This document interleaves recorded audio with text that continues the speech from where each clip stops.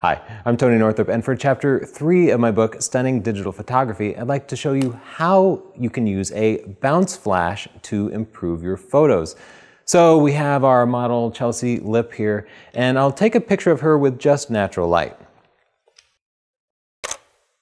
So that's not bad, but you can see there's some kind of odd lighting on her face, and that's because behind me here, the floor is being lit by the sun, and then that floor light is bouncing up and kind of like underlighting her. And that's the lighting you'd use in a horror movie. It's not the lighting you'd use for a portrait, right? So we want to kind of take control of that lighting and add some front lighting or some nice top lighting. So I'll try just turning on the on-camera flash here, because this is what everybody does, and I'll take a photo with that. So that definitely changed the lighting, right? But not necessarily for the better. Now we have two kind of weird catch lights, and all the flash did was kind of add a harsh reflective light to her face with lots of ugly specular highlights, and it made this really hard shadow underneath her chin. There's an easy way to make this much better, and that's to add an external flash. I have one in my pocket. So I'm just gonna put this on my camera and turn it on. And I have it in fully automatic mode, so I'll just take another picture. So that's better than the on-camera flash, but it's still leaving a really distinct shadow under her chin. The improvement is because I just raised the light source a little bit away from the camera lens. So now it's a little bit higher, and that just gives a more pleasing shadow. But we can raise the light source even higher just by doing this. Just bounce it off the ceiling. And now the whole ceiling here is going to become part of the light source. So I'll take a sample shot like that.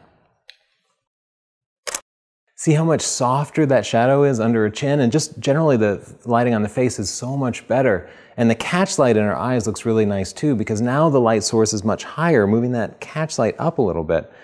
There's another modification to that I really like to make, and that's to flip this diffuser out. Just about all mid-range and higher-end flashes will have this. And there's also a little white reflector card there that I can use. And what this reflector card is going to do is it's going to bounce some of the light straight forward, just filling in some of the shadows. So instead of just the ceiling being the light source, it's going to add a little bit of front lighting too. So we'll have a combination of top and front lighting. So I'll take a couple more shots. So you can see if you look closely that changed both the light on her face and the catch light in her eyes. So I'll put that card back, and then I want to experiment with turning this to the side a little bit, because one of the great things about a bounce flash is you don't have to bounce it straight up. You can actually bounce it off of the left or right walls. And you really need to size up the room that you're in, because it's going to be reflecting off the walls and the ceiling.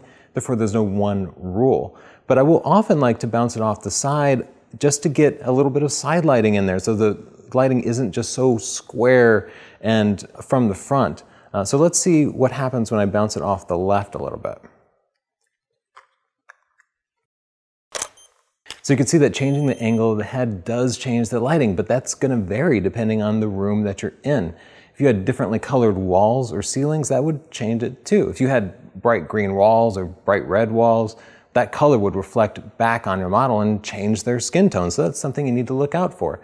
Often ceilings will be painted something different, or they'll be metal, and that will change the way your bounce flash works. So you really have to experiment and size up the room that you're in, and there's no rule to it. You just have to learn through experience. So I'll try bouncing the flash off the right wall here, and we'll see if that's different than the left wall.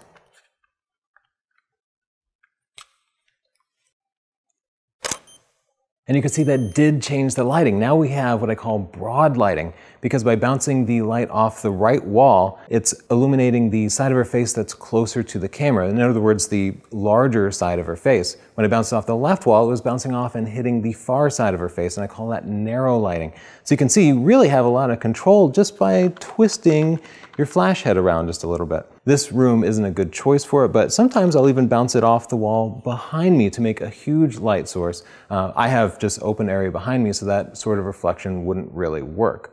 Now, if you're in a room with high ceilings, you might find that the flash doesn't make it all the way down to your subject. You can try adding more power, but in larger rooms, bounce flash simply won't work. It also won't work outside. If you want to light somebody with flash and have it not look terrible when you're outside or in a room with high ceilings or colored walls, I suggest putting a softbox or other light modifier on your flash.